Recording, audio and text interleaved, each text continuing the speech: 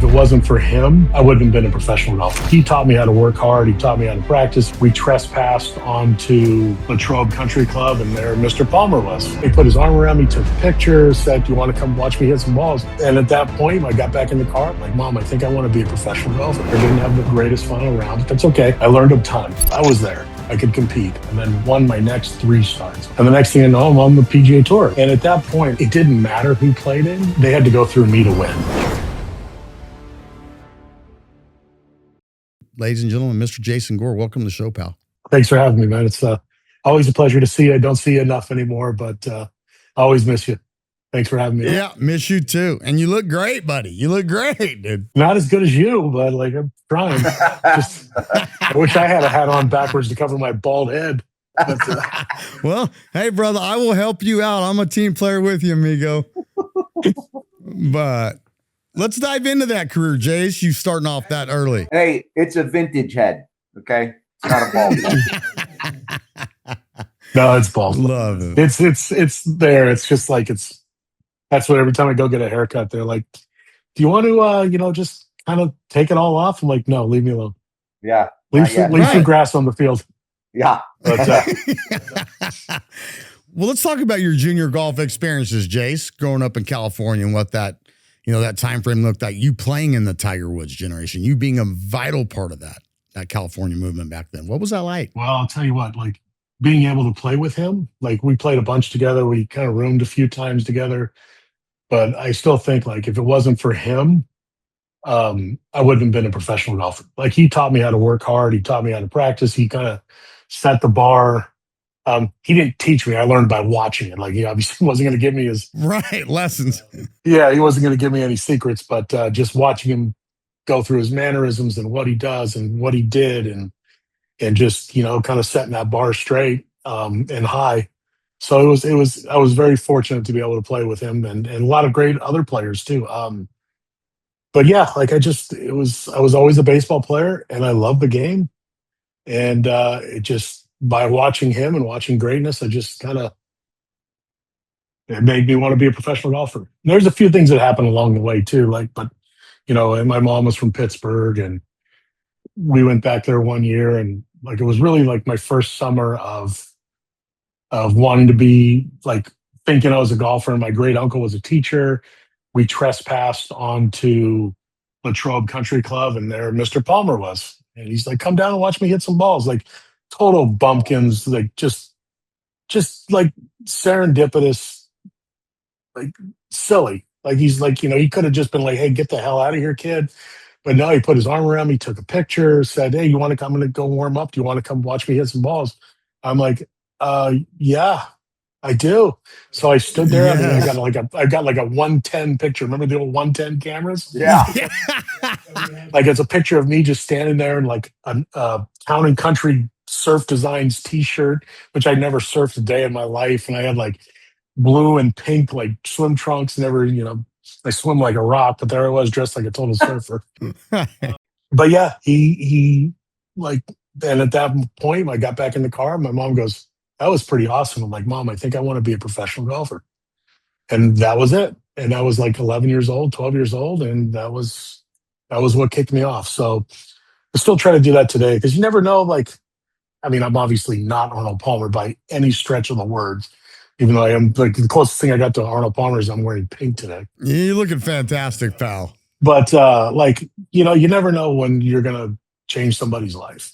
And that's a cool thing. Like that's, especially in this game, like it's the greatest game ever. You never know when you're going to walk up and some kid's going to do something, or like when I was playing, you throw him a ball, you sign an autograph, you take 2 seconds to ask him ask him what their name is. And like, you never know. Like, so you just try to do the right things and realize that the game's going to be around a lot longer than you will. And you just try to do the right things. Well, I mean, coming from you, I mean, just how humble you are is obviously the reason the PGA put you in the position you're in. I mean, not only are you being very humble about your younger junior golf, not only wins, but successes, but, your Corn Ferry successes, and then going in the tour and winning.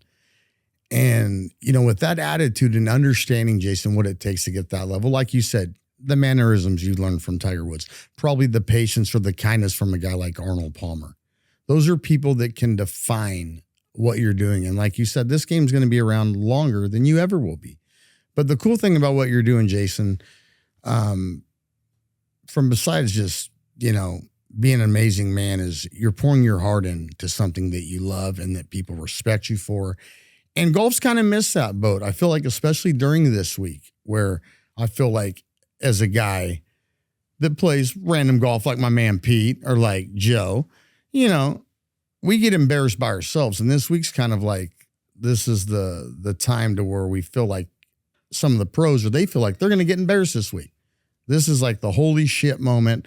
They're going to try to embarrass the best golfers in the world. And I don't get it, but with a guy like you on the PGA side, I can totally see the direction of where they're going, because your intestinal fortitude and leadership speaks volumes of the kind of man you are and what you've done. Thank you. So, yeah, if I can defend the USGA for a minute, because I worked there for 5 years. That's how I like. I always joke, like, remember when Phil ran after his ball at Shinnecock when he hit the putt, ran after it and stopped it? Yeah, we remember that meltdown. I think that's what got me my job. That's what broke me from inside the ropes to outside the ropes. And I went to work for the USGA. Like, they called me up and they're like, we've had some issues with the US Open the past few years. I'm like, yeah, I've kind of heard. So I went to work for them and started helping them set up these golf courses. And listen, I think they're trying to just prove who's really good and who really has the patience. And I don't think they're out to like embarrass them. They will get embarrassed, right? But right. But that's their problem, right? Like, the golf course is there. Everybody's got to play it.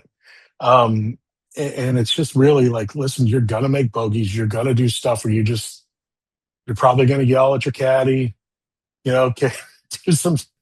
Right. Just it's a frustrating week, but it's kind of the point, right? Like, I was just watching John Bodenhammer, was my boss, do his press conference, and he goes, "We want to test all 15 clubs in your bag." And he goes, "Yeah, I said 15 because the 4 that are in the bag and this one." Oh. Right. So like, wow. So yeah, I think that I love the US Open. It's always been my favorite. I just think it's one of those ones. It was the tournament when I was 12 years old and I was putting at, the sun's going down, it's dark, and every 5-footer I hit was to win the US Open. So like, that's what it meant to me. And I'm a proud American, and yeah, absolutely. And like, it was cool. It just meant something more, but they've done a great job changing kind of the narrative around the US Open. And I think like what you're going to see is, and the one thing I always told them was, you can't stop a great player from hitting a great shot. So don't do it. Let him go do something dumb. Let him tempt him to do something stupid. When that Superman cape comes out and they say, you know what, I can do this, and they don't, they're going to be busy. And that's kind of the whole point. But if they do hit a great shot, good on them. They're probably going to make birdie. You saying how you were putting at night and every putt was for the US Open. It's like when you're little kids and you're, playing baseball and you just call out these weird, bases loaded, bottom of the ninth, or like when me and my buddies are playing and we're putting on the 18th green, and a buddy of mine always will go for the green jacket, and it's like, we're not doing it, but those dreams bring you to like where you are now and what you've been through. That's amazing. I love that. It makes you come back tomorrow, right? Like, you just played. I can see you're wearing the full golf uniform. You just played. Yeah. Like, there had to have been one shot today that you hit that you're like, gosh, I want that back, or gosh, I can't wait to do that again tomorrow. Isn't that the thing too? Like, it's funny you say that, because whenever I hit a bad shot, I just want to hit it again. Like, I was just like, God, Jesus, man. And then when you hit a good shot, everybody's always like, hey, great shot. I don't even really, it's not that I'm being rude and not saying thank you. It's just like, I finally hit a good shot, Yeah. Just like, but you always want that bad shot back. Like, if I could do it again, and you never do it again. And if you did do it again, would it be better? Who's to say, right? But you're right. It brings you back. It brings me, I'm not going to stop playing. Me and my buddies Right. always say it, and I almost want to make a shirt. Maybe they already have. Golf is hard.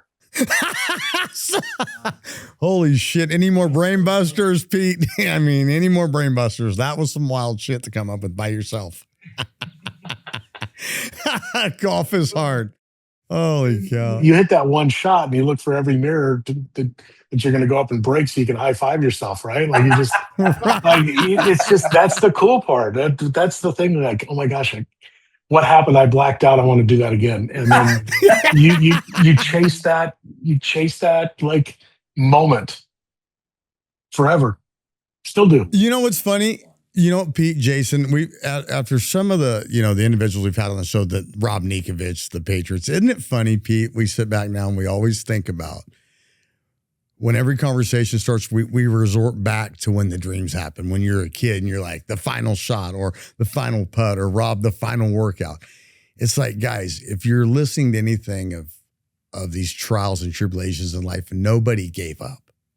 That's the main thing I want to take from everybody we have on this show, from the Jason Gores of the worlds to the Rob Nikoviches of the worlds to the Tim Sylvias of the worlds. Everybody, their perseverance is what keeps them in the game. And I've never heard that be more displayed by Jason explaining to us the U.S. Open in the entirety, because truly it is for the patient there. I get it for the first time, and I don't get anything, especially golf. But if you can grind it truly out and wait, and Jason's been there, I guess wait patiently, not to make the mistake, to let the other person make the mistake, is when the golf course eats you, and not, per se, the person you're playing, I guess. I mean, at least, Jason, I don't know if that rings true for you, because when I watched you on the final day when you were leading or the co-leading the U.S. Open, does it almost feel like a match play at that point? A little bit, even on a Sunday? No. Well, really, like, just go back to your point, right? Like they say the only time you fail is when you quit trying. Right. So, like, no, I mean, like, going back to '05 for that Open, like, I made the mistake. We had such a good game plan. And, like, listen, I was a nationwide tour, Corn Ferry Tour player. Like, I had no right to be there. But you know what? Like, the golf ball didn't know who I was. The golf course didn't. Like, I didn't get off to the greatest start in the world. And then I went out and tried to win. And you don't do that at the U.S. Open. You go out there and you commit to your game plan. You do the same thing, and then hope to God you run out of holes with the lowest score. That's really it. It's just it's survival, right? Like, and I was going out, I changed my thing. I started to shoot at some other pins, and it's like, dude, like, you look back and you go, oh, what are you doing? You're an idiot. Like, you should have just played your game, do what you were doing. I didn't hit it any worse when I shot 67 and when I shot 84. I just changed my mindset because I was pressing, and you just can't press out there. Like, you just stay patient. You give the Arnold Palmer reference to you growing up, and that's the guy how you got to see hit golf balls. So, Pete, let me introduce you to my oldest son, Tobias. We take him down to the LA Open. Jason's playing in one of his last events in the LA Open, and this is when my son fell in love with golf. And I said, "Hey, Tobias, that's Dad's friend, Jason Gore." Tobias tells me, being kind of a, smart ass kid, "Oh, Dad, he's inside the ropes. He's a player." Huh. Well, I know what he is, bud, but he's playing. So anyhow, this is when he loved the game of golf. He sat there and he watched Jason teed off at number 10 at LA Open. Pete, and if you've never been to the Riv, it's a par 4 drivable. And anyhow, Jason bid a tee and a half. And so my kid, being from where we're from, goes, "Dad, that's my new guy. He just bid a tee and a half." And so at the golf course the next week, he's going through a summer putting lesson. He attempts to show his friend how he's going to bite a tee and a half because he saw a pro golfer do it at the LA Open. Cost me $825 in a crown because we had to go to the dentist because he broke his tooth. But however, so far cry from Arnold Palmer, my friend, but what a wonderful man, I'm telling you. But so Jason, talking about the '05 era, going through the Corn Ferry, you ripped off win after win. I mean, is that when you would say you started to go, wow, I'm ascending right now. Here we go. Yeah, it was a couple things. Like, it was right after the U.S. Open, and I didn't start off the year very well. And I qualified for the Open. I almost didn't go back and, like, go finish qualifying because we had a huge rain delay. It was in Atlanta. I'm like, yeah, I'm like 3 off, like whatever. I'm just gonna go to. We were playing in Chattanooga the next week. I'm like, I'm just gonna go play practice round. My caddy's like, no. We got 5 holes left coming out the next day. He's like, just go finish. So, okay. So I birdied 3 out of the 5 holes and got in. And and there you go. And I finished 10th that next week in Chattanooga. And I'm like, all right, like here we go. Then going to the US Open, did that whole thing there. Didn't have the greatest final round, but that's okay. I learned a ton. I could have gone, looked back and went, like, oh, typical, like you're a loser, blah, blah, blah. You're never going to amount to anything. But I looked back and went, you know what? For 3 days, I was there. I could compete.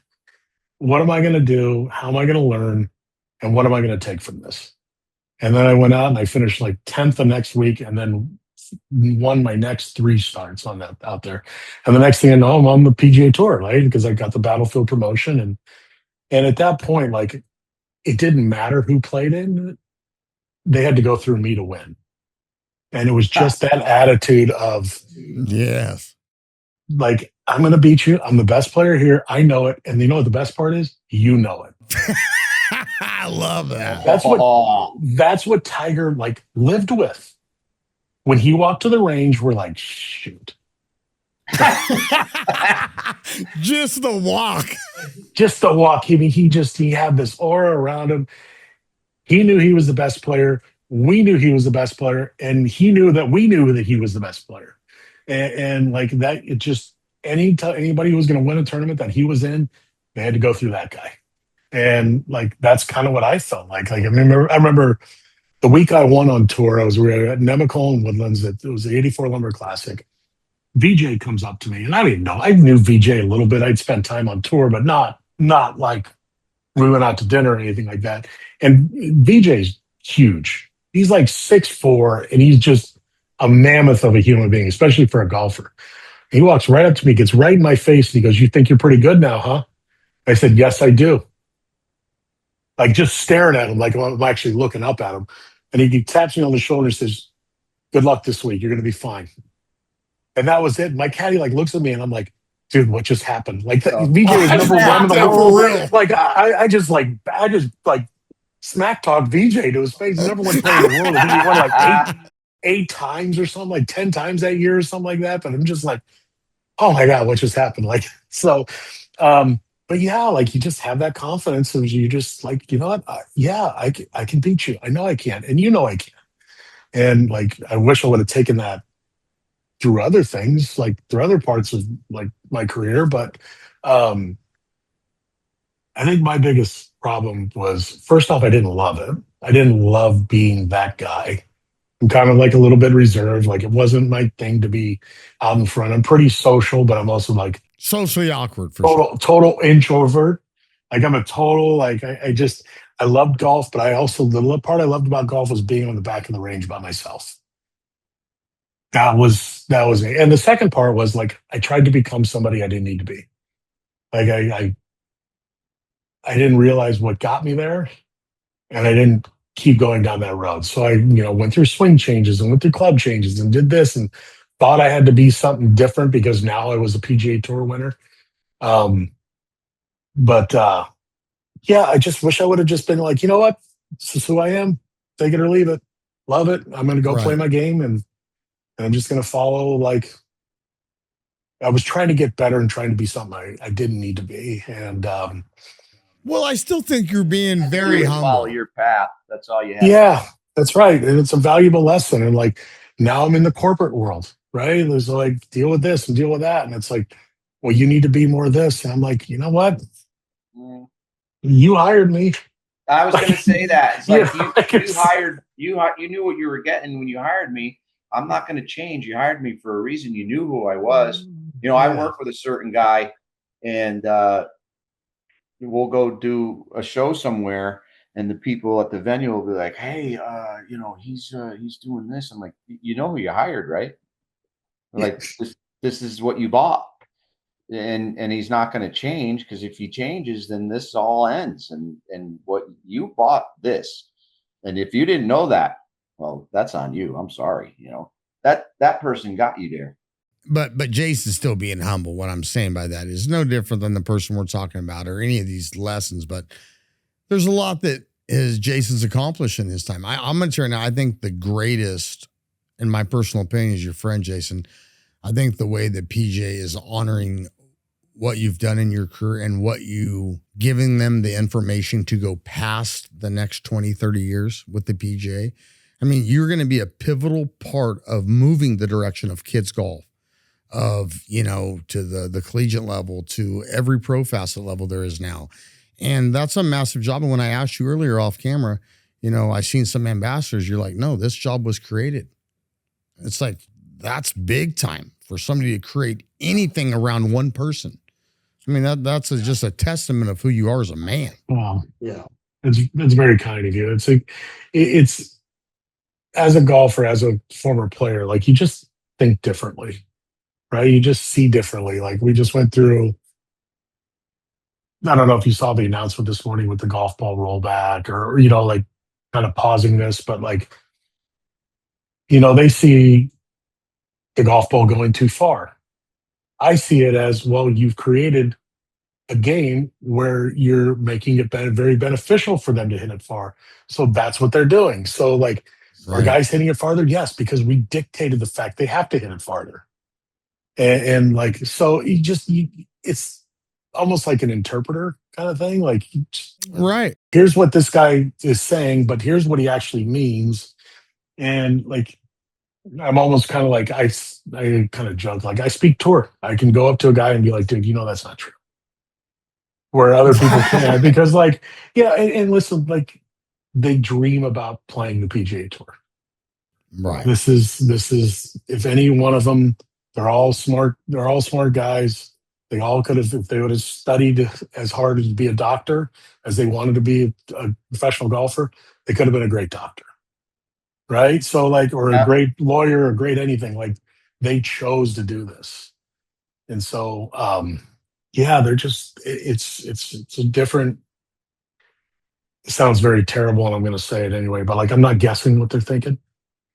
Spent a lot of time in the locker room with it, just like, and listen, right. things have changed. Like it's now these 20, like you just mentioned, junior golf and college golf, like these kids coming out are so good. And when I came out, freakish. Like they're freaks. They're so freaks, smart. Dude. They're so trained. They got the best equipment. They got they know everything about the golf swing. They know like every short game shot. And when I came out, I hate to sound like this old fuddy duddy, but like, we weren't supposed to be good. Those guys were 35 in their prime. Now it's like if you don't make it by the time you're 28 or 27, you're out. You're gone. Yeah. And it's just they're big, they're trained, they're in perfect shape. But they've been doing it their whole life and they're just ready. Right. Well, it's just these young kids. I mean, some of the golf tournaments I go to, just whether my son's in it or I go watch other friends of ours that their kids are playing collegiate golf, and the structure and the body type of these kids now. I mean, these kids look like Tiger did when Tiger was 26-year-old grown man. And these are 14 to 21-year-old young men. I'm going, you're not supposed to look like that at 19 and 18. And you're not supposed to ask yourself the question, I'm 280 out, 3-wood. That used to be, no. It's like we are creating in every sport just freaks of nature. Now, don't get me wrong. With that comes, I think, a lot of laziness because they have so much disposal of information to work out, or they're on this kind of creatine or on this kind of workout regimen, this kind of food. We didn't have that, or at least I'm sure, Jason, you didn't, Pete. I know you didn't. I know I didn't. You ate peanut butter and jellies and spaghettis. Now it's meal prepping. It's all these things. Toward now, these kids don't even put energy drinks in their system. It's like, if it's not pure for me, I don't put it in there. And they're acting like professionals at 14. So like to your point, Jace, when I see these kids at the golf courses, these aren't the kids running around acting like knuckleheads. They're raking the bunkers correctly. They're working on their craft when it's like, holy shit, I look like a bigger idiot than the 12-year-old group. I mean, it's embarrassing, but it's great for the game of golf. It's awesome. And you're going to find out like there's no hiding anymore behind talent.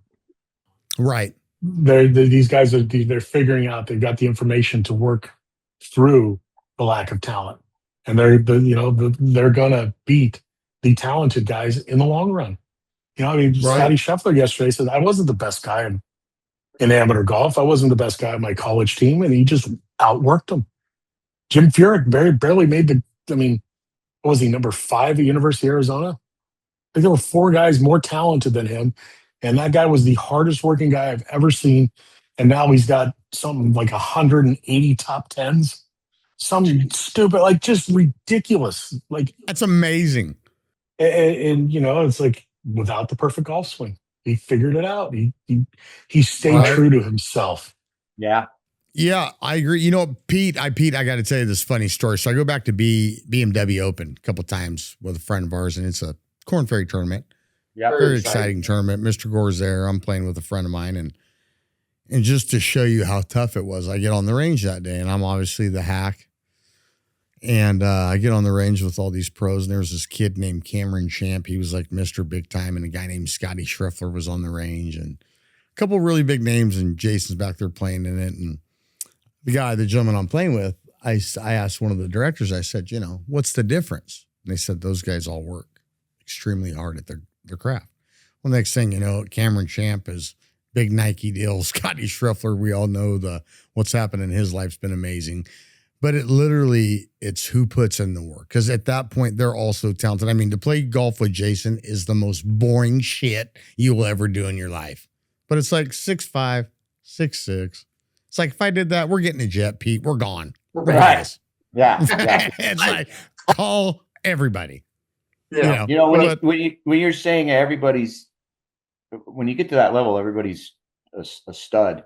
And, we know a lot of athletes in different professional sports. And I'm a big baseball guy, and I love going to minor league games, and AAA is you're almost to the big show. And I asked a professional baseball player friend of mine, and I said, hey, bud, what's the difference? And I think this where I'm going to go with this is you have to play 4 days in a row, right? So I said, what's the difference between a guy that plays AAA and a guy who's playing for the major league team? I said, is this guy just an Achilles away? He's like, no. He goes, there is no difference between a guy playing AAA and a guy playing in the majors as far as talent is concerned. But the guy in the majors can put it together day in and day out. And the guy in AAA, he can't. And he goes, to use lack of a better word, he's not reliable. And the guy in the majors knows that every night he can do it, and they know every night he can do it. And that's the difference. And playing golf, you've got to put it together for 4 days. Maybe not. Maybe the first day was a little rough, and you're feeling it out, and then you get on a heater. Like you said, how come, I should have stuck to my game plan. For me, it was hard to understand.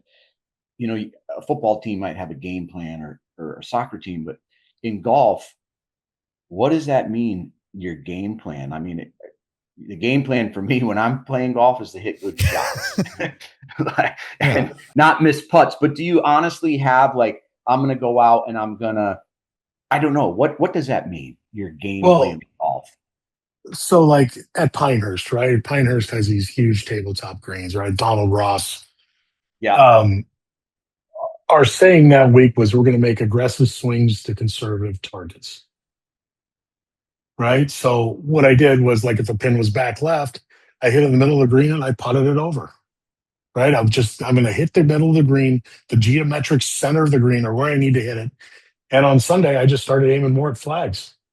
Okay. Like that's what I mean. I went out and I tried to win. Like, you just don't try to win. You just hopefully you run out of holes. And if I was a pin that was back left, all of a sudden I just kind of started aiming a little bit farther left. I picked the target and then would probably come over it to try to stuff one in there. And like at that place, especially that place, you just can't do that. And that's what I mean. Like, you just, for this week, like, you just can't go out and make things happen at a US Open. Okay. You have to stick to your game plan. But holes that were 3 woods, I might be more aggressive and hit driver. Like, no, it's not what you do. You do that at CJ Cup, like on a PGA Tour event where the golf course is kind of wide open and it's a birdie fest, and 30 under is going to win. Like, sure, you can't get away with making 18 pars there. you're going to get lapped, right? So, Yeah. but at the U.S. Open, when you know making par is a great score, not a good score, it's a great Right. score. You just continually do that, and it's you walk down that hill. You don't run down that hill. You walk down that hill, and that was my game plan. That's what we executed really well, and I think the second round I shot 67, and like I said earlier, like I didn't hit it any better when I shot 67 when I shot 84. I was just more patient and just when I was very efficient. And like I played US Open qualifying the other day and or US Senior Open qualifying. And I'm like, Yeah, I like that. The seniors. yeah, Senior Open. Like I'm out driving the guys by 100 yards in my group. And I was so like awfully inefficient, but like I don't play golf anymore. Like I don't play competitive anymore. And it's like, I was 1 under through 8 holes and it's playing tough. And I 3-putt 9. And then I did a great shot and I hit it over the green on 10 and make bogey on a reachable par 5 where I had 3-iron into it. And it's like, holy smokes. Like anyway, but you stick with, especially when golf courses get really hard, you just can't force things. Like there's times when, yeah, you're going to make bogey, you're going to roll in, you're going to make bogey, but then again, you might roll in a 25 footer on the next hole. Right. They just can't, like in US Opens, especially since we're talking about, like you just can't make doubles. You can make birdie on the next hole to make up for the bogey. Now you're right back to even par, blah, blah, blah. But if you make double, you need 2 holes to get back. That's where I was going to say. It seems like when the blowups happen in the U.S. Open, you start seeing the 7s and the 8s. It's like, holy smokes. And it's not far like what I think Bryson did a couple years ago. He was out of it day 1. It's like, you can't take a 9 or a 10 on one hole, not at a golf course like that. None of those guys can. Scotty couldn't do it. Maybe Tiger in his heyday, but I think even at that standpoint, you're so far back mentally, you almost start to check out. I think the same year Ernie Els did it at Augusta, where it turned into a joke that turned into a bad play that turned into, oh God, I just forgot what I was doing out here. And so for me, when I see those guys having a terrible day, I'm like, see, even he's. I mean, I'm not playing in the U.S. Open, but I'm like, sometimes it's hard for me to believe. Not hard for me to believe, but I'm just like, wow, man, I can't believe that guy. Like, this guy's just really having a rough time, and because in my mind, I'm like, this guy's a professional golfer. Like, this guy, all he does is golf.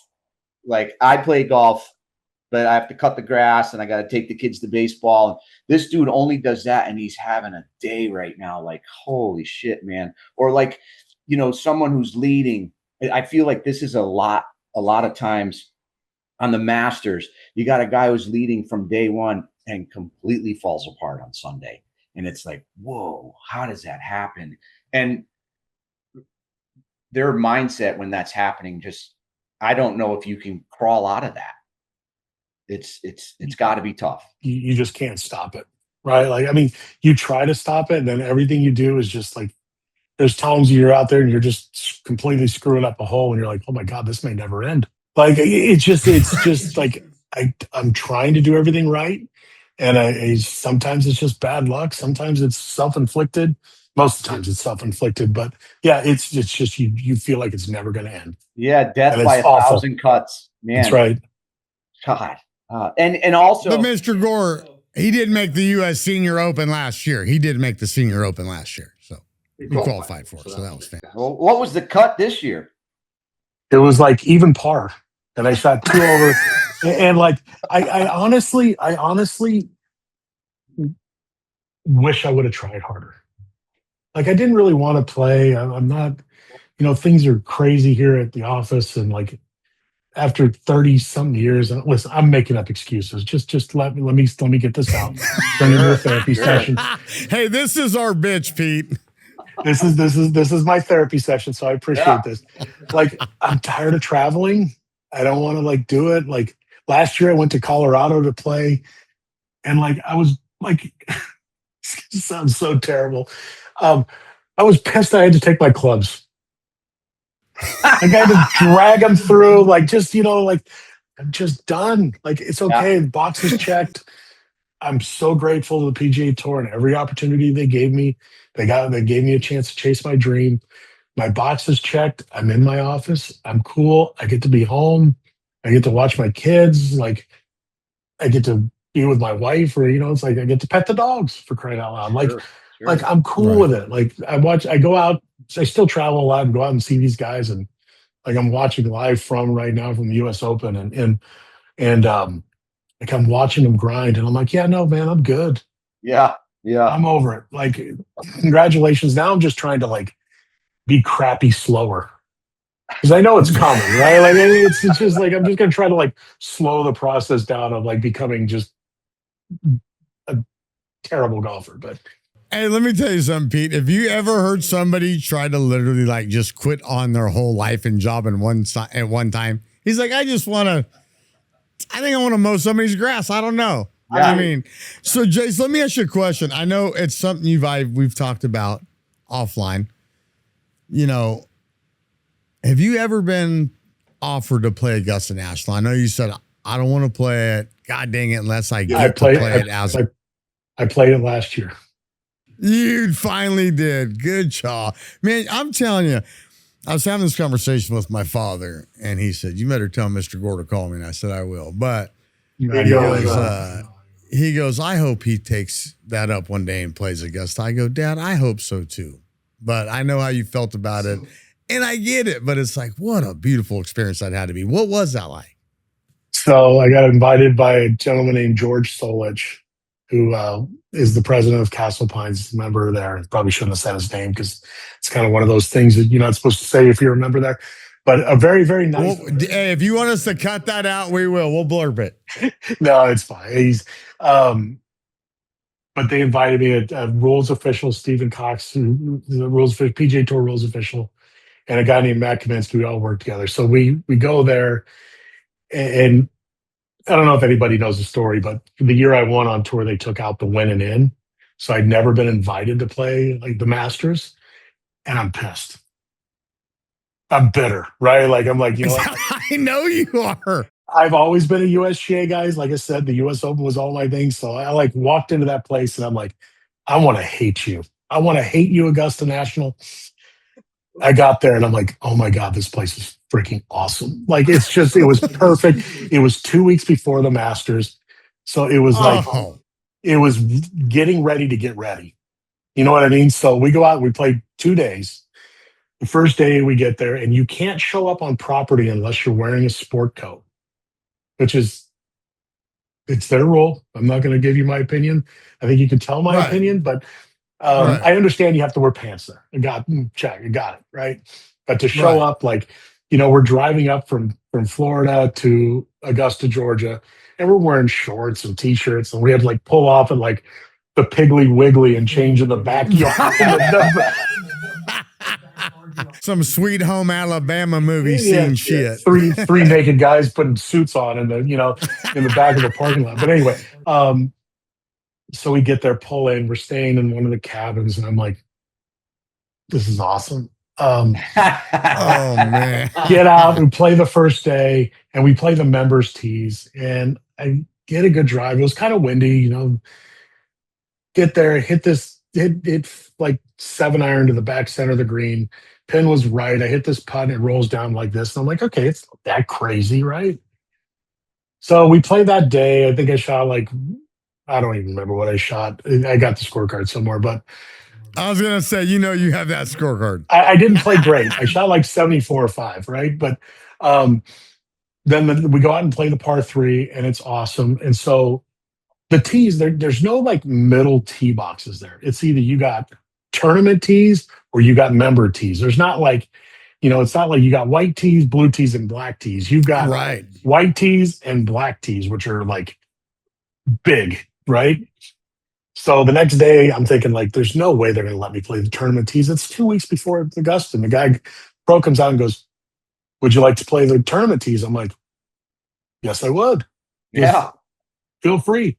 So I get up there, it's blowing into the wind on one again. I hit a good drive and I hit the exact same shot with like 5-iron in to where I was the first day. And I hit the putt and it goes and it rolls down. And the pin was this like almost in the same spot. And it rolls down and it rolls like 30 feet down the hill. And I look at my caddy and he goes, yeah, we have tournament conditions today. Because they have like this huge member called the Jamboree. And it was like the next day. And they get the golf course to tournament conditions, is what they call it. So they sped up the greens. And I'm like, oh my God, this place is like completely different overnight. So I think I shot like 79 or 80 and played my butt off. Holy cow. We're walking off 10. I walk back to the 11th tee and I walk up, and you have to kind of walk down and then up. And then you get to like this crest of the hill, which you don't really see on the members' tees. And I just stopped. And you're looking down 11 fairway, you see 12. You're basically looking at Amen corner. And I cried. Yes. I did. I'm like, gosh, this is awesome. And I may or may not have taken an illegal picture. I'm not going to admit to it. But can't confirm or deny. I cannot confirm or deny. It's and like all of these like thoughts rushed over me. Like, who else has walked these fairways? Think of all the cool stuff that has happened.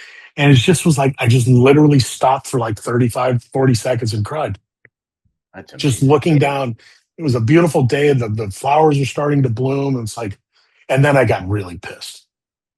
Like, you son of a it's like, you denied this of me. Like, all I wanted to do was play the Masters just once, like, but it's pretty special. It's awesome. And I'm so glad you did that. Cause just, I remember how upset you were just going, the year I won, they didn't, and all that, but feel like you deserved it. And then now to get to play, it just makes me happy because I've been there with my dad.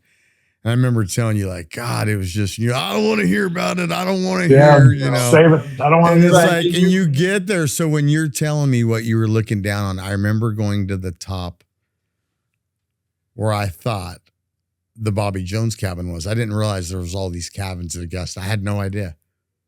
None.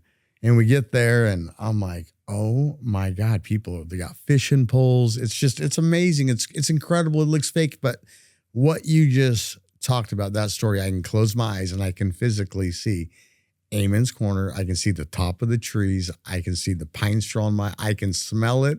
It's like nothing. It's hard to describe that place. So for you to go there, I'm so happy for you. I just can't even tell you, man. And to play it. So you know what? So from me to you, this is my viewpoint because you got to play it at least. I didn't even get to play it, but I've been there.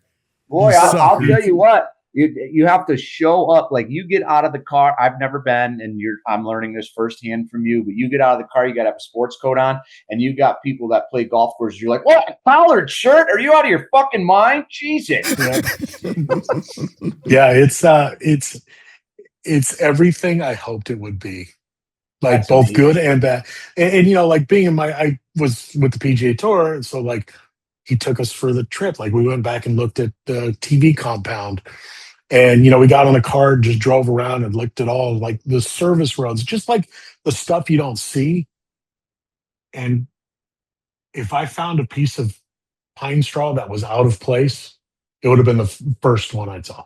Like, everything was perfect. It was Disneyland. You're like, okay, where the elves live?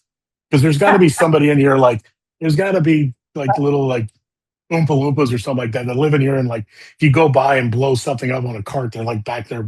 And it was flawless. It's bigger than Disneyland, Jason. Did you know that? So per square footage, listen to this, Pete. This is no kidding for you viewers at home. Augusta National's 347 acres. It was when I was there in 2014. I think Disneyland's 141. So people don't realize when you walk into Augusta, you walk in for 7 to 10 minutes before you ever see the golf course. And the first thing they do is they say, here's a ticket. If you find a piece of trash on the ground or anything out of place, bring it back to us and we will give you money. And let me tell you, nothing is out of place.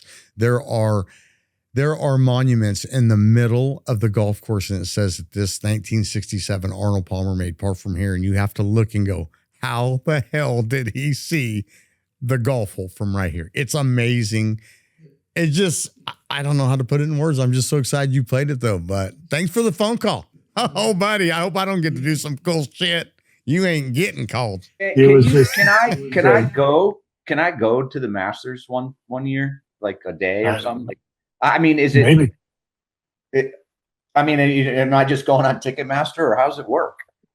Yeah, I mean, we can't even get tickets through here. Like, I've got people that text me all the time, like, "Hey, man, can you get us like a day ticket? You know, you work for the PGA Tour. Can you get us a day ticket?" I'm like, "No, It doesn't work that way. They're their own private. They're their own private country, man. Like they give us like, and I get a credential, and I don't go. And you know why? Because like the players are so insulated. For me to do my job, I just can't. And so like I have to go like sit in an equipment trailer, and hopefully they come over so I can talk to them. But like I can't get on the range. I can't get in the locker room. I can't get in the. So like it's I got a beautiful HD TV that I sit right on the couch and watch. Right. I could see where you could be limited there, because the access is very limited, even unless you see an actual like the waste management. No, you just go up and take me up. No, nothing. But which is a lot of fun, and it's a different experience, right? I will tell you this: the one thing I loved about all the majors, which I just find fascinating, because they all bring this different nostalgic way, whether it's the US Open, which obviously for us as Americans, we love it. This is like you said, this is our Super Bowl. Then you got the British, which is theirs, and that windy and just the raunchy. And then you got Augusta, the pillar of there is no quiet signs there. You just know to shut up. People don't have to tell you how to be an adult there. It's amazing. The PGA is a little bit more fun, and you know that tournament's a big tournament, a great tournament. But the majors are amazing. I mean, do you think they're ever going to add this fifth major in, or do you think it skews the books for history? As far as the travelers, if you've never been to a Players Championship, and listen, it's right here, so I'm biased.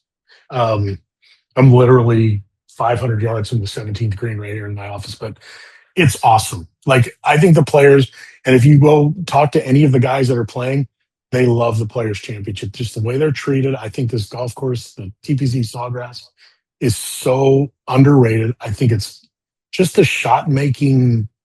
I don't know if you've ever played it, Chris, but like it's so cool. Like the way Pete Dye was like such an artist and a master of doing this. It's like, you know, there's holes. Every hole you have to hit one shot that you just rue.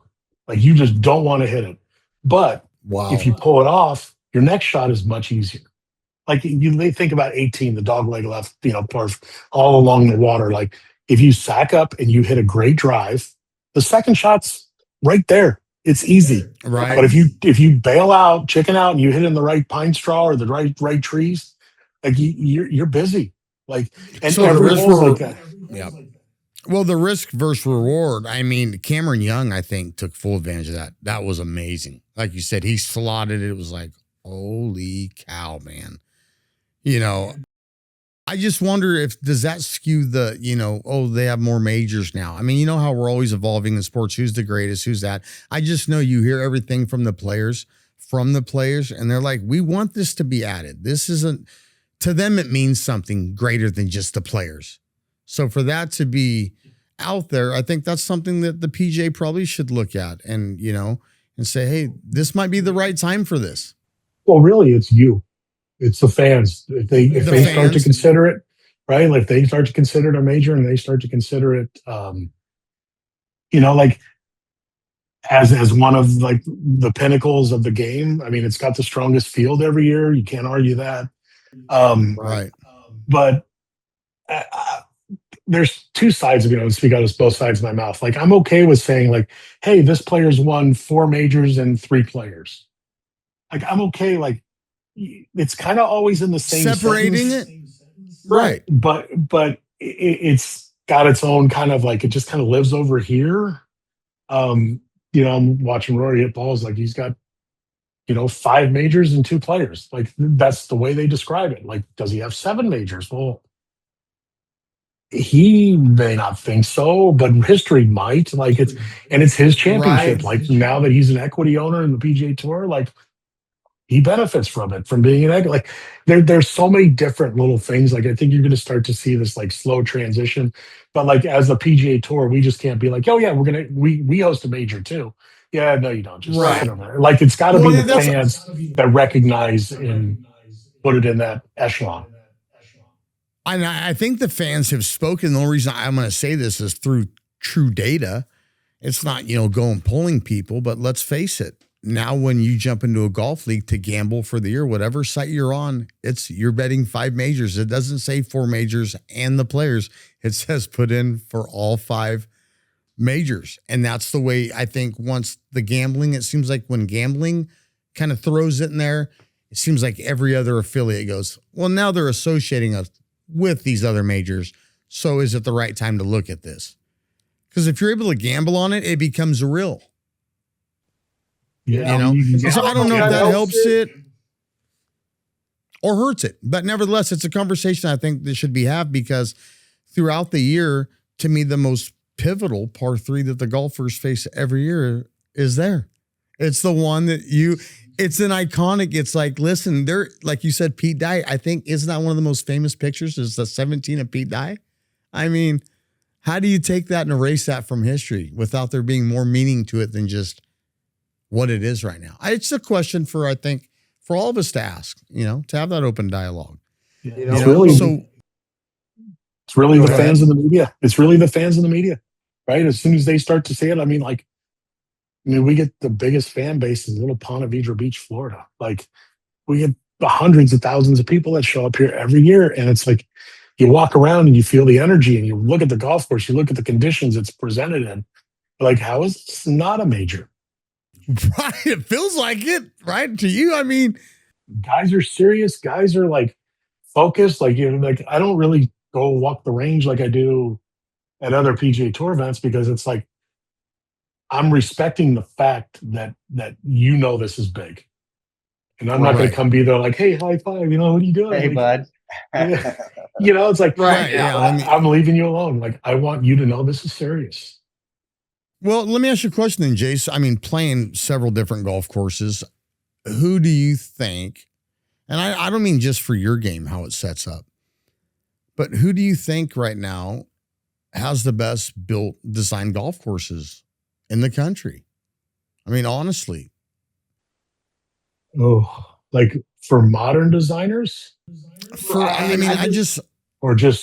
Are you talking architecture? Are you talking? I'm thinking architecture, like from the Pete Dyes of the world to maybe Arnie to Jack to Tiger now with some of his stuff to, who's building the premier golf courses that people are going, we're going to hold something here? Oh gosh. I mean, it's tough to go against they're playing a William Flynn golf course this week. I like the classics. I like the Mackenzies. I like the Rosses. Gotcha. I like the Tillinghast. But you get Crump, who designed Pine Valley. You know where else he designed? Nowhere. Right. Right. I mean, I'm 99.9% sure of that. But you get George Thomas, who did Riviera, and he did Bel Air, did he do anywhere else? I'm sure he did some other places, but no, that makes sense. Yeah. But and I'm not as studied on it as I probably should be, but like Wingfoot, Tillinghast, Baltusrol, Tillinghast, I think they're really cool. They're totally different. They feel the same, but they're totally different.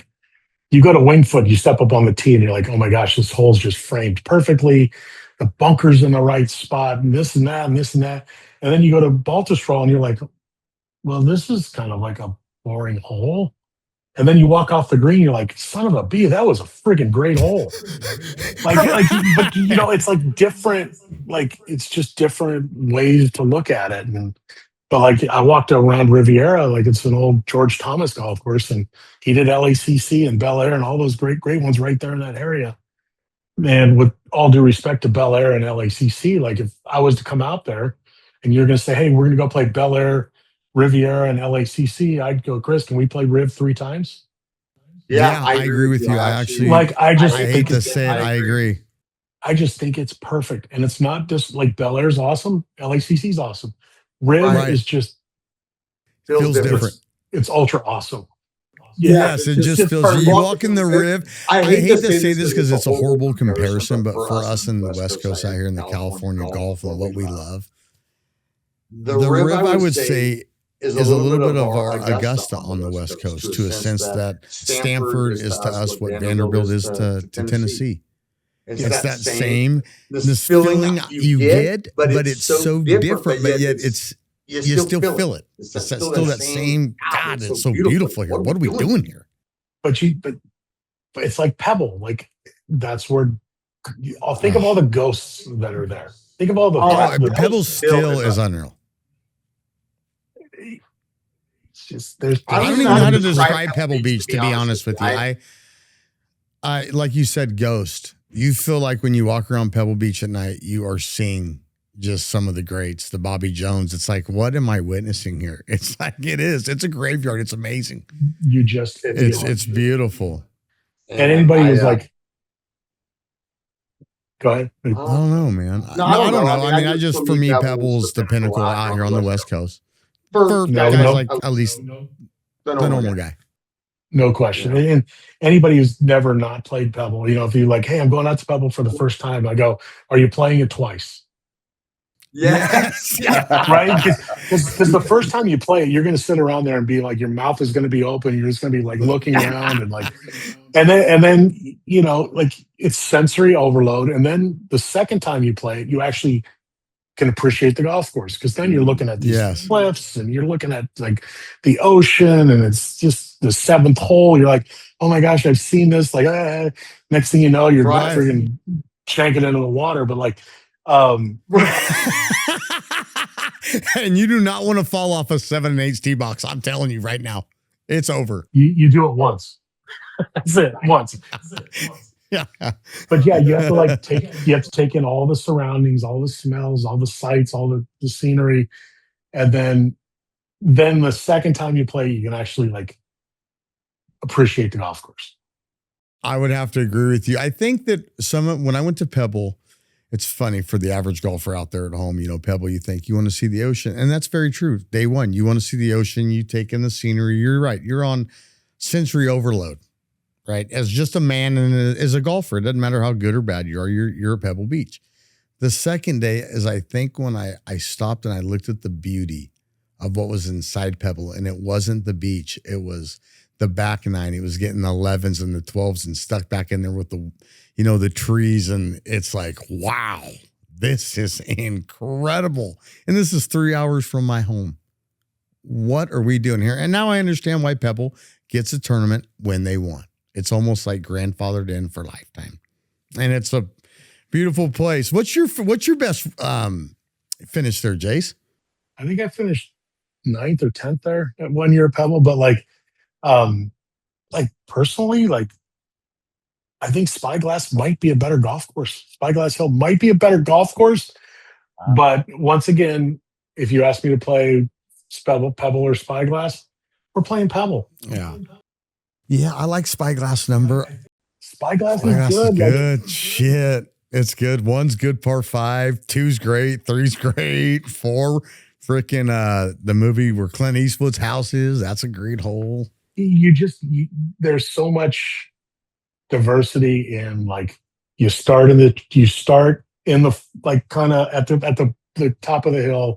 Then you go down into the bluffs, and then you go back into the forest. And like, it's just like Cypress Point's the same way. Like there's just so many different personalities to that golf course. It's just super cool. And I think that's what golf brings us all together, right, Pete? I mean, you went and played today. Like you said, Pete, I played with my 70-year-old friends today, and you can go play for $25, or you can go play Pebble, or you can go be on tour. No matter what, golf is a universal sport there where you can have fun and learn a lot about yourself. Yeah. And you know what? I think part of what kept me golfing is the scenery, like just going to a place, and like you said, like the new place that we've never played, and not even like places like Pebble that just high-end joints around where I live, and you get to the first tee box and I'm just like, holy shit, look at this place. Like like the tee box, the grass is like, can I take my shoes off? I almost want to feel it. It's amazing. Like the landscaping and just everything. And or when you're looking down the hole and there are two ridiculous shaped sand traps right in front of the, and just like how they, and you're just like, man. And then after that, you got to go, okay, now I have to hit my shot. Like, so part of golf for me is the beauty of the course. And don't get me wrong, there's some goat tracks out there. I get it. Not everybody can be Pebble Beach. Speaking of different courses, this is totally different course. What is your take on the TGL? I like it. I do too. I like it. I didn't want to. I did. I've been fortunate enough to go down to a couple of the matches. It's a blast. Like, it's so cool. Like, I really enjoyed it.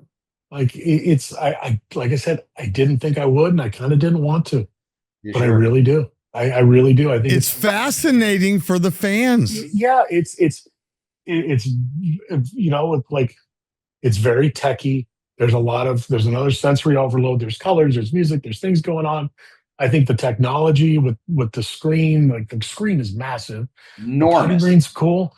The putting green, like just how it moves, and like when you're there, you can watch it move, and they'll change hole locations. You're like, okay, this is kind of super cool. Like, and they'll fly in new grass for the. I was just like, whoa. The only thing that I always question, and especially when it comes to that, even though it's cool right out of the gate, it's cool. Golf simulators and the absolute accuracy of once it hits the screen, you know what I mean? Like, and theirs is probably the pinnacle of golf simulators. And like you said, that screen, I'm just watching it on TV. It is massive. And to be in there, it must be just like, and again, I guarantee if I was to go to that, just like I said, walking to the first tee and looking at an actual golf course, you'd walk in there and be like, holy shit, look at this place. Like, look what these guys have done. And I also think that it's great because, and I don't know if they do this yet, and if you guys want, we can have a consultation. Why don't they bring back some of these senior players and make senior teams? You know what I mean? Everybody wants to see these guys play, and I think they would enjoy it. That there's no grind. They're not walking a course. I think it would be very beneficial for the TGL. Jace, you need to make that happen. That would actually be fun. It's a great idea. It's been thrown around. They're going to have the WTGL. They're going to have the women players there, which I think will be super cool. I think it's got a good future. Like I said, I didn't want to like it. Yeah. I'm kind of as like an old fuddy duddy. Like I said, I'm a little embarrassed to say, like, yeah, dude, I kind of like look forward to watching it. Like, but yeah, it's fast enough. It's quick enough pace. There's enough stuff going on. Like, it's really cool to watch on TV because you can actually hear them talk. Yeah. That would be like the next phase, is to be like, let the fans inside the arena get to hear what they're saying. But, you're just basically from, like, if you're sitting there, like, it's a small arena and you're like 7 feet from Rory or Tiger, and and they're talking to you, they're having a good time. It's like everybody's kind of let their hair down a little bit. Yeah. And you can actually see the personality of the guys that they usually can't show because they can't let the best of themselves get, they're not going to sit there and laugh at each other and on the golf course. But, like, you're seeing that they're just normal guys that just love to play golf, but they just have to be really freaking good at it. Yeah. Right. And I also love that, this guy just played on Sunday. Now he's playing in the arena with the LA group or the Atlanta group or whatever it is. I also like how they've added things. Like, isn't there a thing where you can, it's not like throw a flag, but you can use the hammer. Yeah. The hammer. The hammer. Yes. Yeah. I love that, man. I mean, who hasn't been like, air presses? That's basically what it is. It's a 2 auto press, baby. Yeah, it's a press. It's just like, like, you're gonna mess this up. A hammer. Yeah. You don't accept it, you're out. Like, you lose the hole if you don't. You're either gonna lose 2 or lose 1. So it's like, But then, it's like, I dig it. I didn't want to. I totally dig it. I think it's great. I think kids love it. I think it's easy to follow. It's quick. Hey, Kiz is awesome. I love Kiz, dude. Love Kisner on it. He's hilarious, dude. I mean, I think honestly, Gore, I think your team could be you. This is what I'd like to see. I want my vote on with the TGI. I need to see Jason Gore. I want to see Kiz, and I want to see Boo Weekly and JB Holmes. Lose every week. Cowboy hats sponsored by the YB Normal Show, baby. Bring those for the smoke, dude. We need strokes. We need them to turn up the simulator a little bit. It would be great to see VJ and Ernie. Well, Ernie Els to me, like the Big Easy. That guy's swing is like caramel. It's just so, my God. And now you telling me that VJ, like I don't see it on TV. He's a big guy. I always thought it was weird how big dudes playing golf. It's like, I mean, yeah, I'm 5'7", maybe 5'8", who knows? But you see these big guys, and it's like I didn't know that you could do that as a big guy. I just figured, there was probably a cutoff. You're 6'2", that'll do it. But you've got these big guys out there, and now, never mind even height, you got like the Koepkas of the world. These guys are fucking jacked up, man. Like, Scheffler's huge. Phil Mickelson was huge, or is huge. For real? For real. Oh, yeah. Phil's bigger than what you think. But you got Ernie, you got VJ, you've got any guy who's really, if you really like look at it, any guy who's made it and played successfully into their 40s are huge. Adam Scott's another one. VJ. Yeah, Adam's a big kid. Like he's not like, but he's probably 6'1", 6'2". He's not small. Every bit of it, yeah. You look like it, the guys that were really good, like when I was playing, like Mike Weir, not a big guy, gone. Like just like you can't keep up. Like all these guys are just big, sturdy, solid. Well, I mean, almost like Zach Johnson too, right? Zach Johnson, he kind of was in that Mike Weir. And I mean, Tiger at that point, I really think it was the workout regimen Tiger was so advanced. I just think that Jason, now you can tell the guys that are way ahead now, the athletes, you're like, whoa, guys are now years behind. And Tiger at that time was probably a decade. I hate to say it, but a decade of training and eating, because I don't think people realize that some of those kids like him were starting off with these crazy workouts, and they were treated like pros when they were in their teens, man. And I watched Miles Russell as a kid that I got to watch firsthand last year in Florida when my kid played there. And let me tell you something. This kid's 18 years old, I believe, or 18 or 19, and he qualified for the U.S. Open this week. And he is a child. And I say that with all due respect. He's a young man, and he is getting ready to go play with grown men that have to put food on the table. And this kid is one of these kids, like Jason, you said, he's there to take food out of people's mouth. And he understands that at 18, 19 years old right now.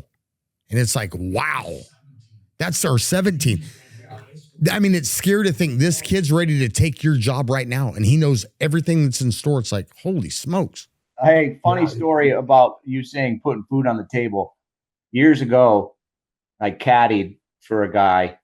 We were playing the Bob Hope, and Sergio Garcia was in our group. He was playing with us. He was the pro. And it was terrible. we get to like 16 or 17. I'm just a caddy. And by the way, carrying that bag for 18 holes in that heat, buddy, I was not ready for that.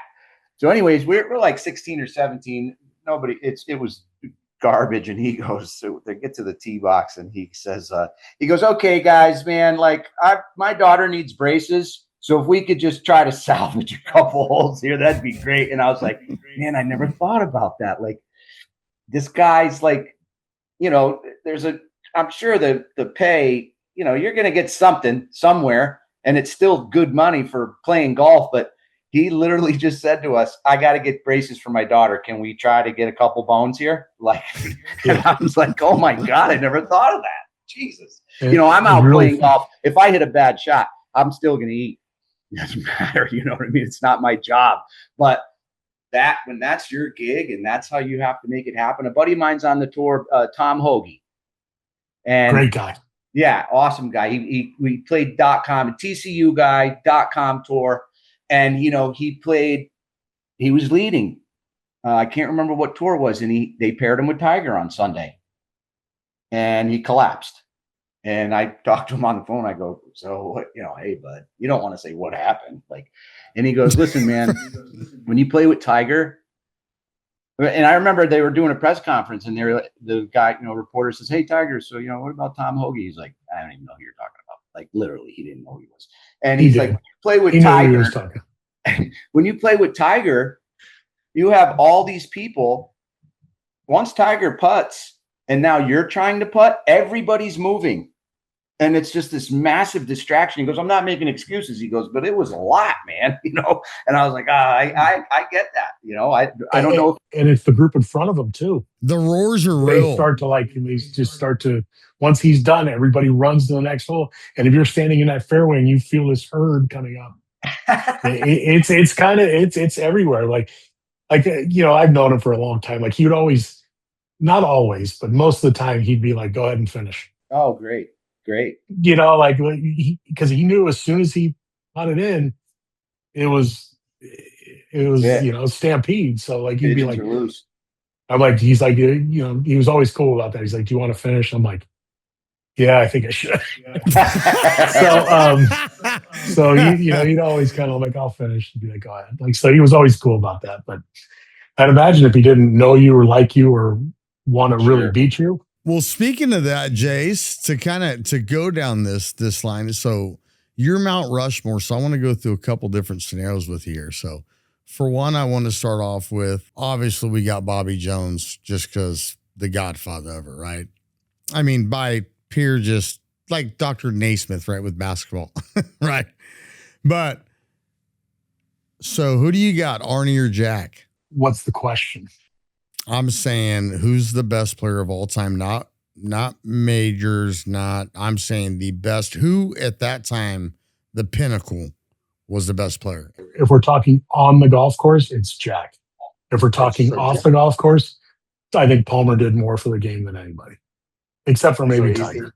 So he's the ambassador. So you got like Arnie's the ambassador. I think that's clear cut to everybody's mind. I mean, I know for me, the one year I went to Augusta, I thought it was pretty neat. He was up there in his airplane, his last Augusta he ever did, and he flew around there on a Thursday, which was unbelievable that Mr. Palmer did that. But okay, so you got Jack. I love that.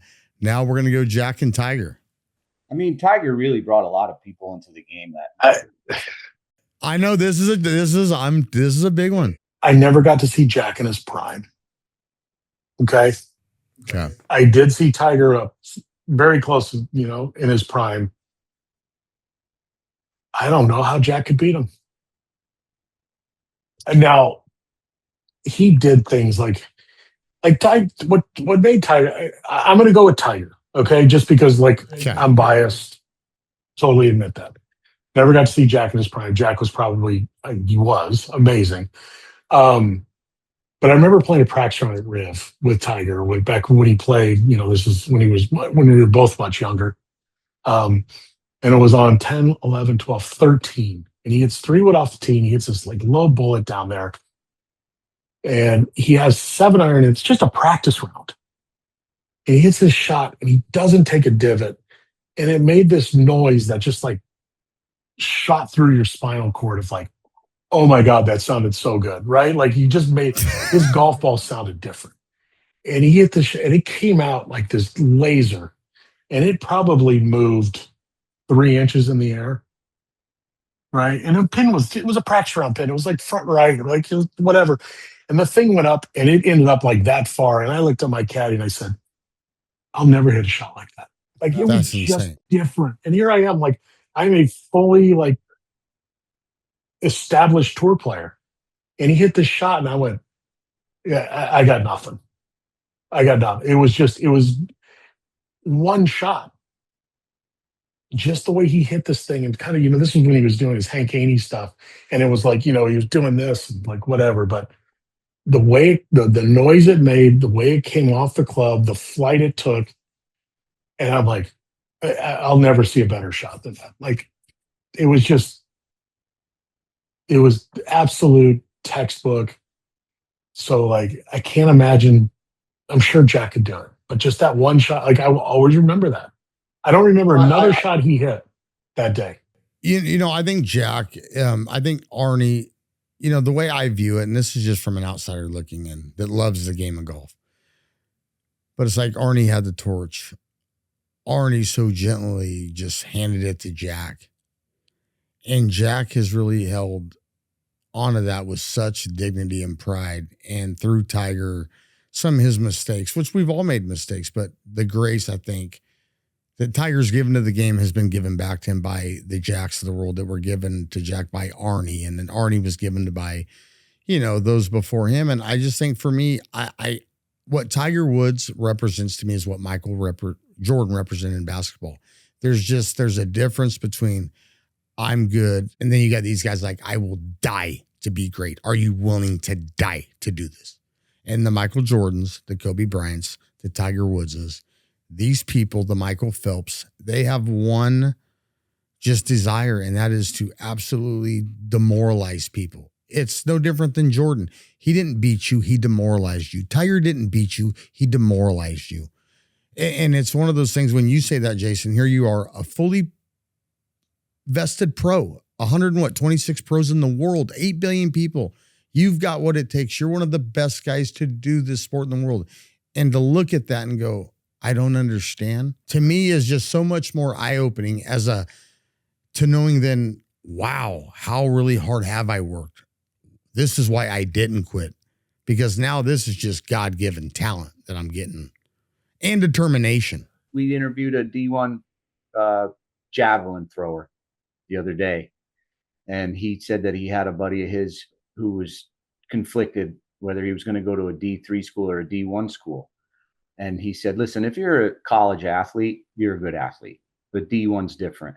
And he just said to the kid, he's like, and this is going on what Chris said about greatness. He's like, if you hate going to practice, this isn't for you. You have to love it. You have to love getting up at 5 a.m. in the freezing cold and staying. And like you said, putting at night, Ty Webb used to putt at night. But sorry, I had 15-year-old daughter of the dean. Yeah. Sorry, Caddyshack line. Caddyshack line. But those guys that, like you said, Tiger, like last night, Argentina played. Messi had 3 goals. Everybody on that pitch is a world-renowned athlete, and they probably were like, Jesus, man. 38 years old. This guy's 38 years old. He's 5'7". He just scored a hat trick in a World Cup game. I got nothing. This is amazing. I'm just happy to be standing right next to him and watching and learning. I'm going to keep my mouth shut, and I'm going to absorb everything. And like you said earlier in the beginning, Tiger wasn't, showing you his tricks, but just standing next to him and watching how he does things. And you're like, that's what I need to do. I need to do that. I need to hit, I hit 200 balls. I need to hit 300. Yeah, osmosis. You just hope that something. Yeah.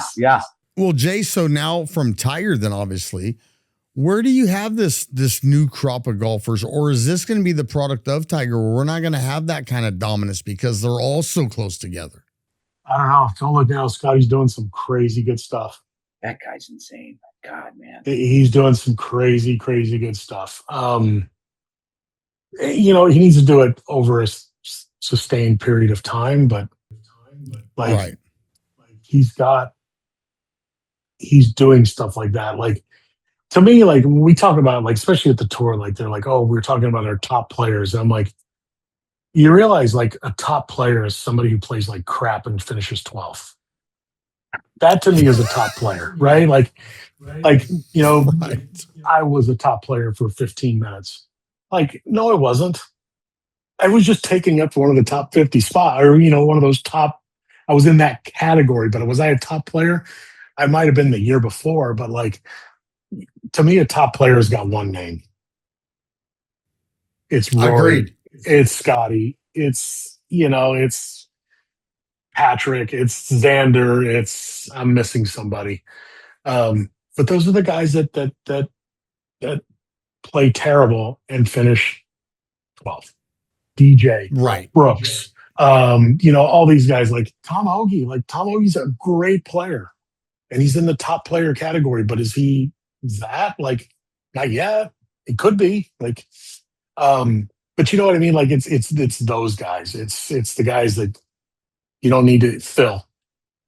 When I told you Phil, you weren't thinking about the guy that was your plumber. No. Talking about golf, right? That's when they say Tiger, you're not thinking of the guy in the Barnum and Bailey. Right. So they're just different, right? When you like Rory, I'm not thinking about Sabatini. No, I like him. I'm like, but that's just a different. Yeah, everybody's great. Everybody's amazing at their craft on just making it to the PGA Tour. But it's different. But it's just so it's the 1%'s 1% no matter what you're at. It's whether you're 1% in business, 1% in sports. It's the 1% just continues to be the 1%. I mean, and I don't think that people realize how big that jump is from the 1 to 2% is massive. It's massive. Massive. And like I've had this argument with Tiger, like the best part about him, and like we he's on our board right now, so we're pretty tight. And he goes, well, these guys just don't work as hard as I did. I said, Tiger, like, look, I could have ran every mile you did. I could have played every club you did. I could have hit as many golf shots as you did. I said, you were still going to be better. I said, you were special. You don't realize you were special. But if everybody was as special as you were, you wouldn't have been that special. Right. Like you're different, dude. Like you're built different. The only difference is that you worked hard and you were built different. Like the guy worked harder than everybody. He was more talented than everybody. And when you get that, bam. It's got to be so frustrating to be like, I'm keeping pace with how the working for it. I'm keeping pace with him. And I just can't. He's got something different. Jordan, Kobe, I'm in the gym. I've seen what he does. He's in the gym 20 hours. I did 21, and he's just different. Just different. And like probably the most talented golfer I ever played with was John Daly. He could do. Wow. I could play a bunch of practice rounds with him, and he could be smoking a cigarette, drinking a Diet Coke, chipping one-handed. And I'm like, dude, I couldn't do that. I couldn't do that with two hands, let alone you're doing it with one with a tube hanging out of your mouth. And he's hitting these like low spinning chip shots that are like, if they're not going in, they're really darn close. I'm like, oh my gosh, dude, like you're freaking amazing. But he chose a different route. And you know what? He may not have been that good if he worked as hard as Tiger. And like anything that's going on with Tiger now, of like, with what he's dealing with, like, right. I think is just a result of him not his greatness. His greatness. Like he's in pain. He's sacrificed every bit of piece of his like life. Yes. For the game. And I really think Tiger Woods should get a lot more grace. I think it's very easy for all of us to sit back in judgment and go, well, he should have got a driver. He should have done this. He should have never been on this kind of medication. Listen, guys, everybody wants to ride the horse until it no longer becomes fun for them to be caught on it. Well, Tiger did everything for everybody else. And you can see that today with his branding for his children, to what he's done for golf. And he has put himself out there to be ridiculed. And unfortunately, he was the guy that fell on the swords, on that specific sword. But he continues to be a part of golf. He continues not to shy away from the limelight. He continues to say, hey, I'm putting on the TGL. Hey, I'm going to go seek help. I'm going to continue to be a better person. And for me, a guy that has a second chance in life like I've been given, I admire that kind of fight and adversity that Tiger's gotten him, because he has kids and I have children that I care about. And people don't realize what fathers or some very, very amazing mothers will do for their children, and what you will do links through your body. And unfortunately, it catches up to some of us. And hopefully, I hope for Tiger that he is remembered in the way that I remember growing up watching him golf, his work ethic, that he doesn't get overshadowed by a couple small mistakes. I don't think so. Because he changed the game of golf, and I think his brand is too big for that. I think he's the only brand that the PGA went, we have to have him a part of this.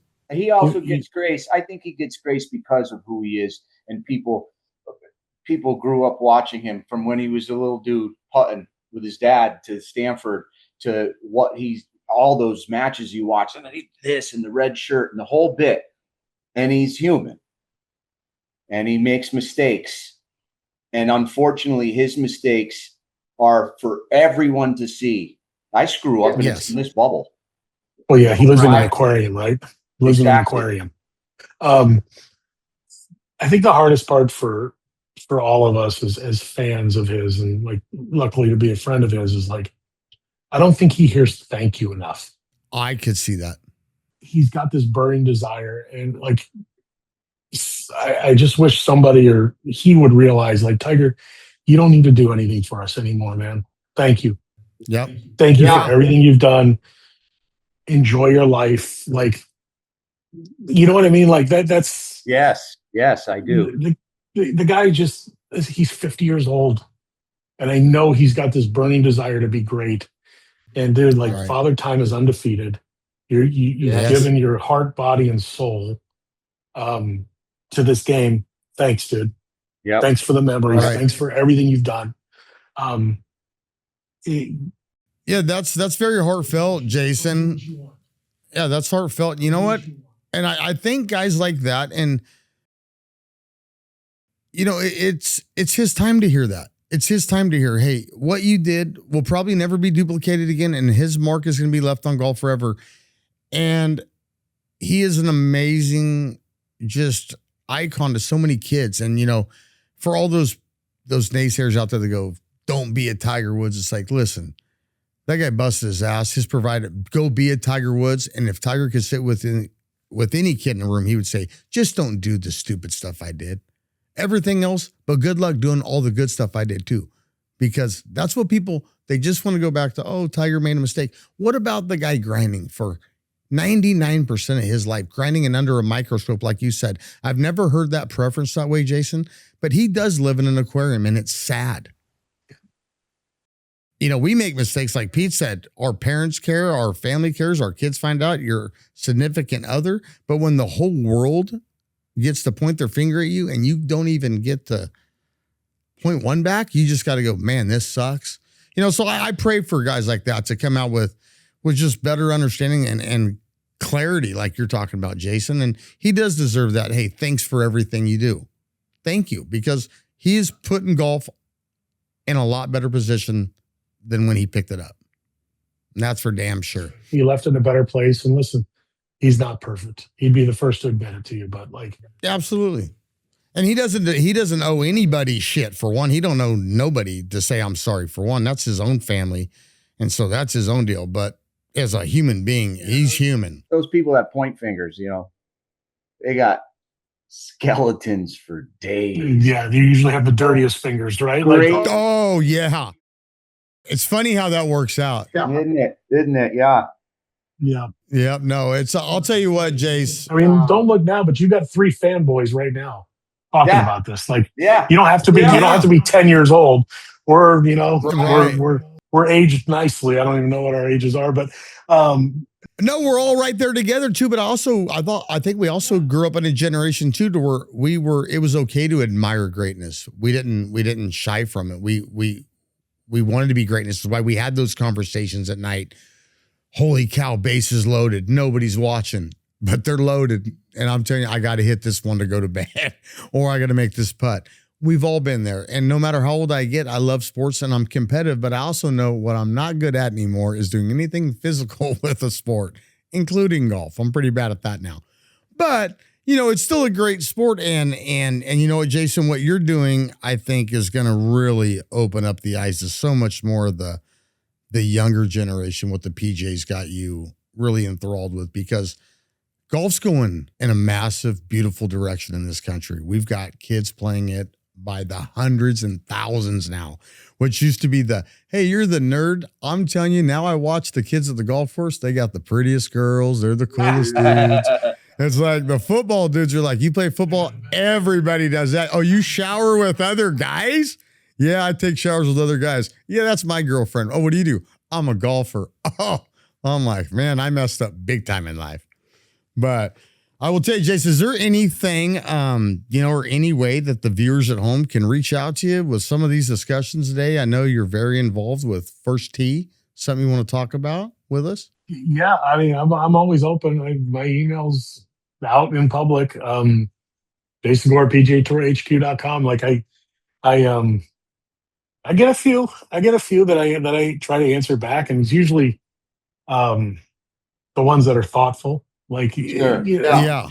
you get a few that are just Garbage. whatever, and you're just like, yeah, Well, and I think I wanted today to display the kind of man that not only you are, but who's in really behind the scenes talking to the players that has their trust.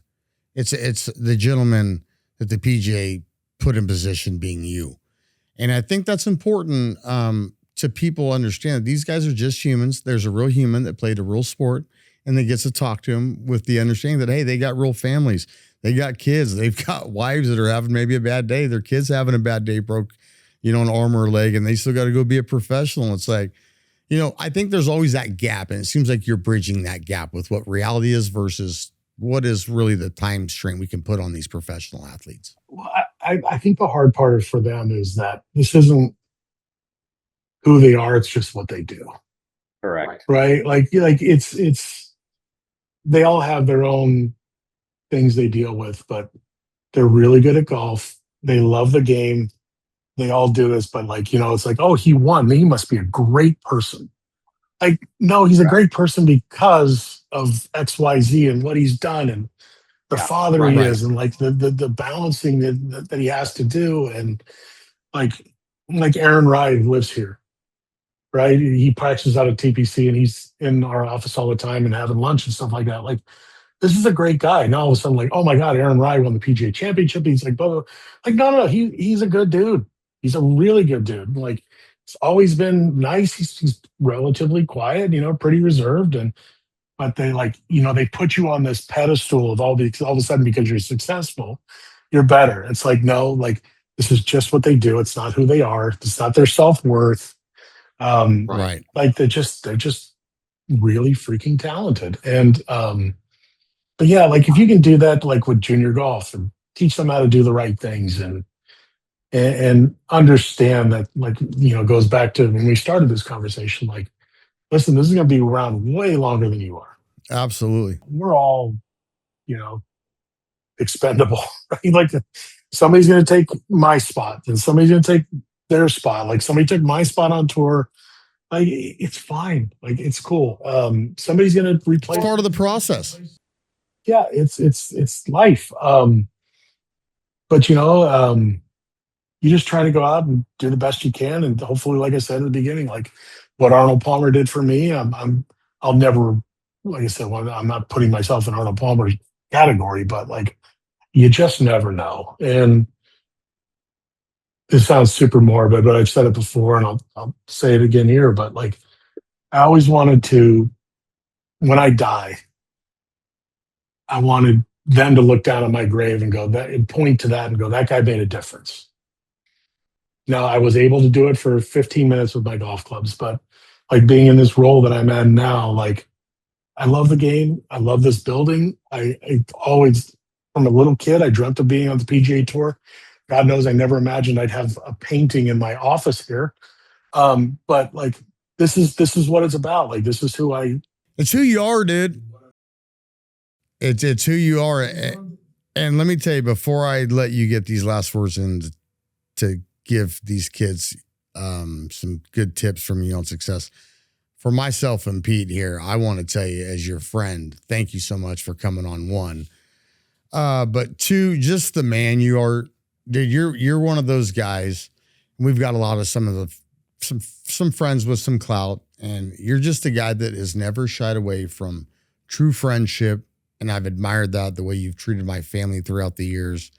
Except I owe your dad a lot of calls. Yeah, I'll let you deal with the mullet later. But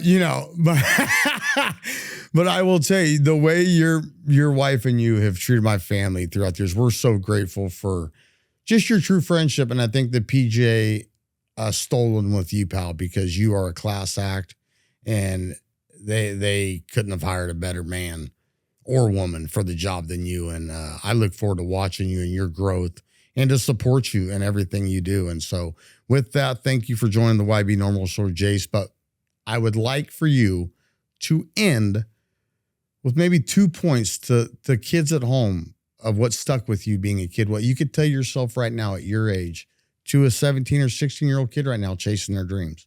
I think we said it on here. Be true to yourself. Remember, it's not who you are. It's just what you do. And love it. Always love it. Whatever you're doing, love. You know what I mean? Like, if you don't love it, probably not for you. Go away. It's like, it's like, it's almost kind of gets down to like marriage advice, right? Like, I dated my wife. My wife was my high school sweetheart. But I was on a plane to Australia, and I just started thinking, like, can I imagine life without her? And the answer was no. And I'm like, you know what? It's time. It's time to now. That was my answer. And just always dream bigger than what you think your potential is, because you just never know. Our purpose is bigger than, for sure, than that. And even speaking about marriages, Pete, again, happy late anniversary to you and your beautiful wife of 19 years yesterday. Thank you, buddy. 19 years. Yeah. So, but I will say, hey, from us here, buddy, Pete, CB here, Mr. Gore, thank you for everything, buddy. We love you, pal. Give your beautiful wife and those kids hugs from us, and good luck to you this weekend. And stay tuned, y'all. Be good. God bless.